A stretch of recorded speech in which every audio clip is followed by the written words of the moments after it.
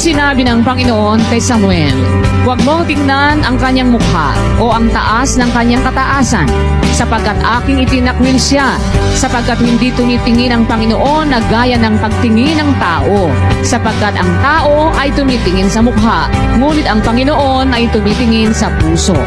Ang Diyos kung tumingin sa puso. Kaya, huwag mo intindihin kung ano ang tingin nila sa'yo. Ang mahalaga yung puso mo, malinis sa paningin ng Diyos kasi ang Diyos ang tumitingin sa puso.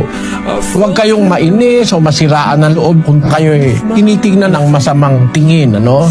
Merong mga tao masama kung tumingin sa kapwa.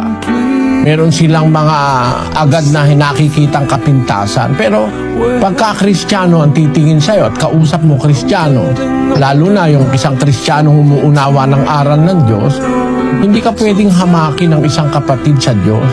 Parang panghahamak kasi sa kapwa yung sabihin mong pangit yung kapwa mo tao eh.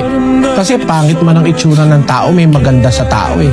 Kasi ang tao nila lang sa wangis ng Diyos. Hindi natin dapat hamakin ang tao sa kanyang itsura. Pangunahin na, tinitingnan ng Diyos sa tao yung puso. Hindi mahalaga yung sinasabi ng tao.